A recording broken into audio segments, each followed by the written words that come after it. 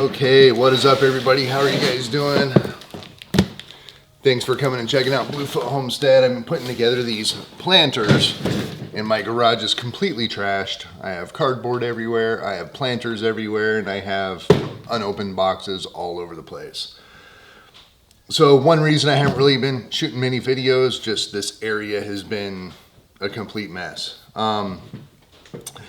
So I put that video up with Trump pretty early. I just wanted to kind of put a video out there. Not sure why, but there was a lot that was not known.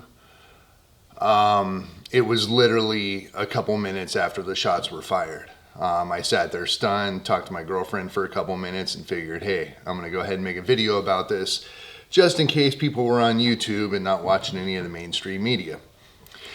So I want to touch on a couple things with it.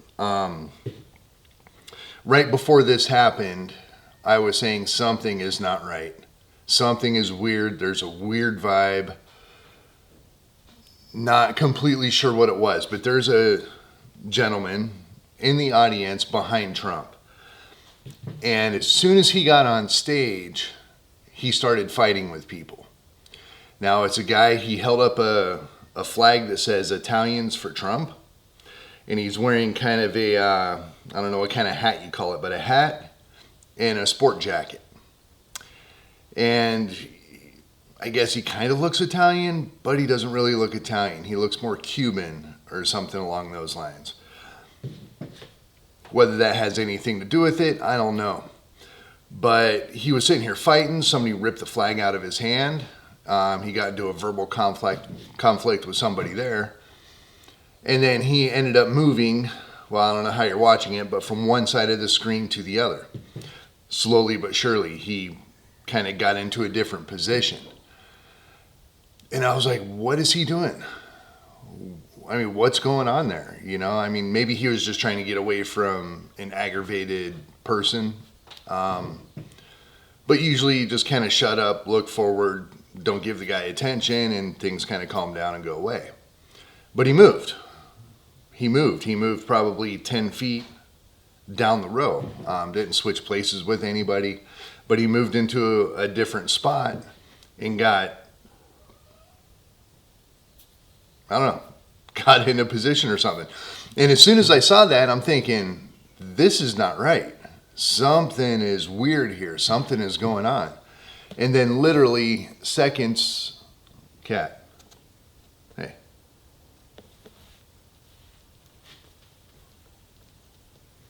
It's like a cat toy.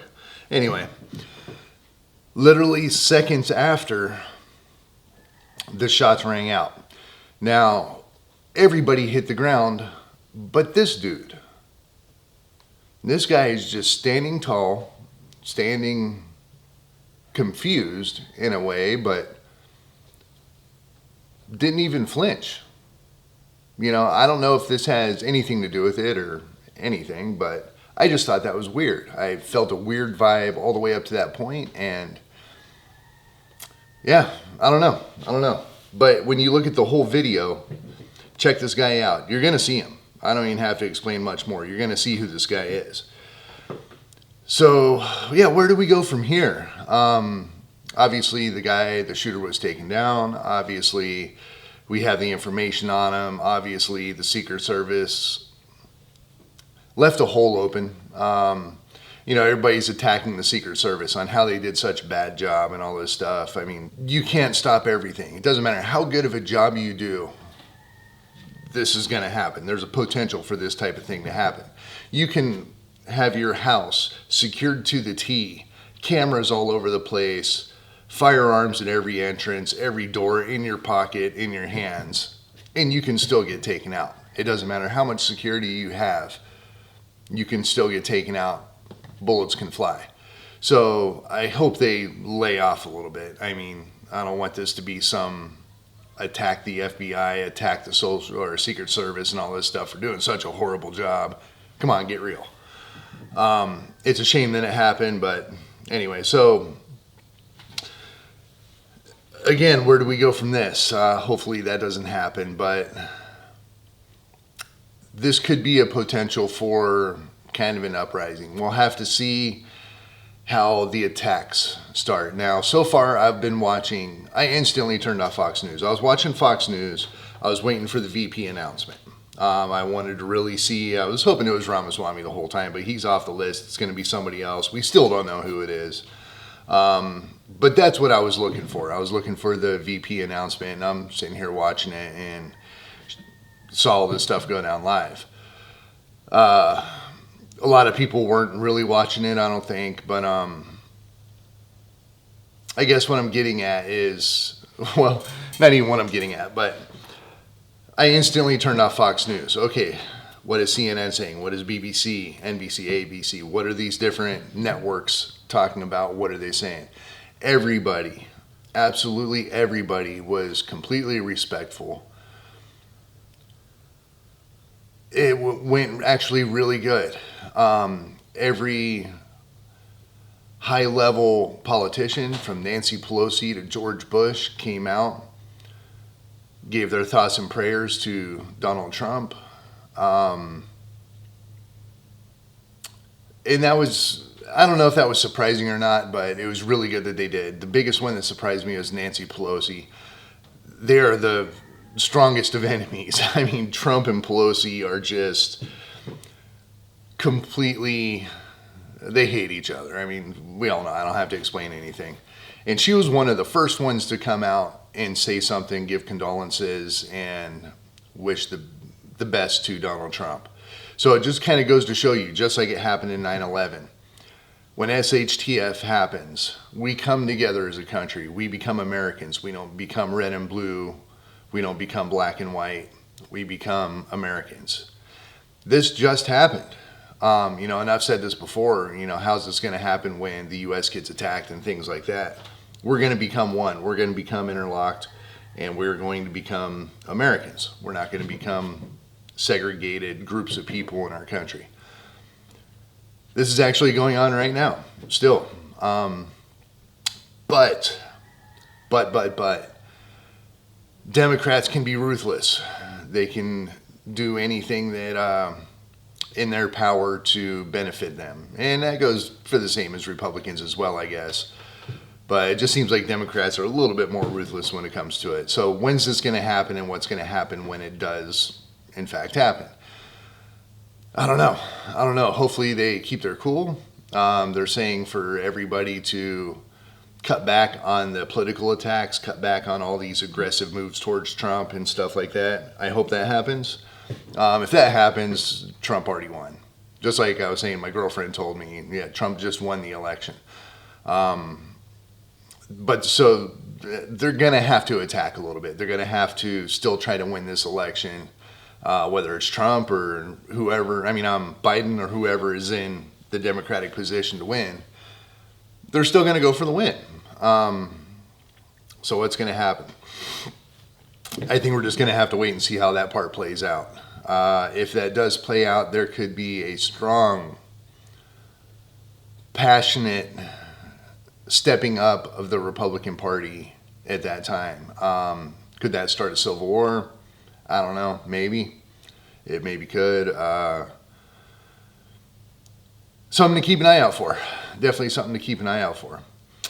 And another thing to think about, and I didn't think about this right away, but it definitely popped in my head pretty quick.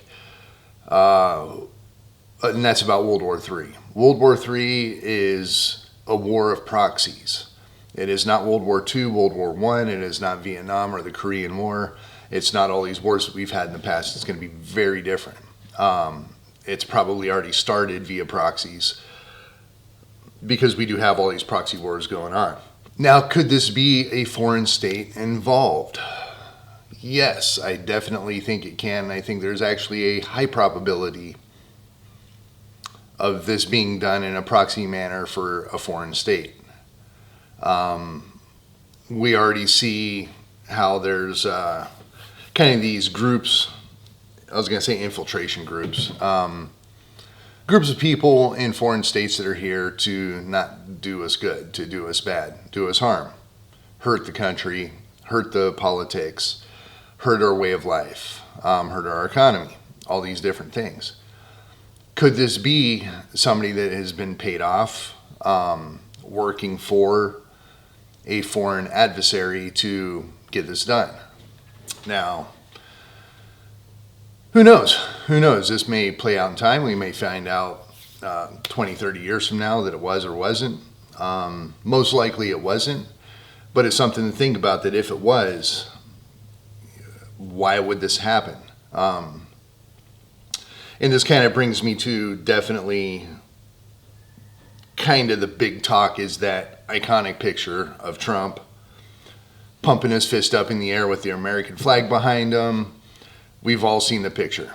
He was a photographer with the Associated Press. Unfortunately, he's not going to get all the royalties from that, which sucks, because that is going down in history books as one of the most iconic pictures of all time. Hopefully he gets some kickback. Okay, so that sucks. My batteries died, but luckily I'm a prepper and I have a contingency plan for dead batteries. And I had a couple batteries lined up ready to go, charged, and I am good to go. On the other side, I completely lost track of where I was at and what I was talking about, but with a foreign adversary coming in to maybe make this happen, maybe why would it happen? We can see after this happened in the media that there just became a gigantic separation between strong politics and weak politics, strong politicians and weak politicians. Now, there was a gap between Trump and Biden, basically. If you want to say Republican and Democrat, there was already that separation. We could see Trump was a much we can see that Trump was a much stronger politician in person than Joe Biden was. Joe Biden might be mentally strong, might be fundamentally strong, but he's weak.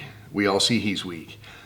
Now, if you've turned on any sort of media, you know what's been going on with Biden and the debate and all that kind of stuff. It is weakness.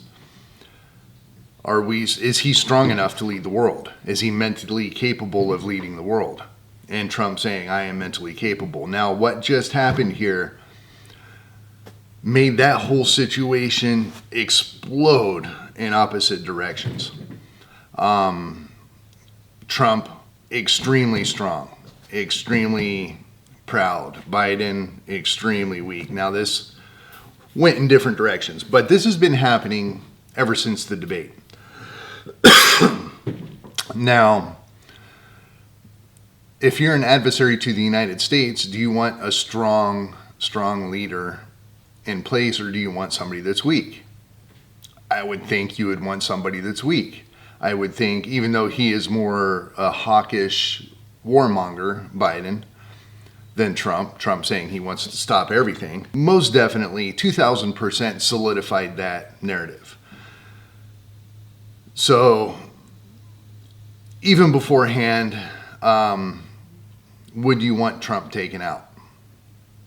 I think it's a very strong possibility, whether you are Russia, China, Iran, North Korea, any of our strong adversaries, that you would possibly want Trump taken out. Now, can you go and offer some guy, he was a Republican, donated a little bit to the Democratic Party recently, but he was a registered Republican that was the shooter. If you offered him $35 million to go ahead and crawl up on this building and take out this task, yeah, you're eventually going to find him. Even if you think that you're going to get taken out, or maybe the money's going to go to your family, there's definitely ways to do it. There's definitely ways to pay off an assassin to try to take out a presidential candidate, previous president. Could this be what happened? Everything lines up to say, yeah, this is a 100% possibility. But we don't know. I don't know. Nobody knows. We may find out sometime in the future what it was. Now, there's probably always going to be a conspiracy behind this. Everybody's already putting together their ideas on what they think happened, who this person was, who did they work for, all this good stuff. But I think that is a very strong possibility with where we are geopolitically, where we are with national politics, where we stand with being a divided country. All of this stuff makes perfect sense that this could be an outside state to take out Trump. Who knows? Who knows? So let me know what you guys think. A whole lot of crap's happened, but I wanted to go ahead and give more of my opinion on what's going on, give more of my thoughts of what's going on. Obviously, it's going to be a little bit different than what you're hearing in the media, but that's the way I roll. So I have to go finish my cup of coffee. I am still waking up, but it was kind of interesting that I woke up this morning completely forgetting what happened. Walking out, started making some coffee, and I'm like, holy shit, Trump was just shot with an assassination attempt yesterday, last night before I went to bed. And like, whoa, forgot about that. That was kind of big. That's kind of these flashbulb moments. These are kind of the world-changing events that happen. So we just went through one. Hopefully everybody's having a wonderful day, safe day, good Sunday. Yeah, I guess I'm just going to go ahead and end with that. I still have more veggie garden planters, Vegiga. I'm going to call them Vegiga. It is a weird name, but it's Veggie Garden, shortened to a partial acronym. I'm going to keep putting these things up. I've built a few more. I got still a long ways to go. I've got 5, 6, 7, 8, 9 to go. So I've built 9. Starting to get them out in the garden and stuff like that, but that's been mostly what I'm doing, like I said in the beginning of this video. So I appreciate you watching. Thanks for checking out this video. Holy shit. Yeah, crazy times. It's not really going to get a whole lot better, I don't think. It's just going to be craziness. So we'll see what happens with all this stuff. So thanks for watching. I appreciate it. Till next time, I will talk to you guys then, and peace.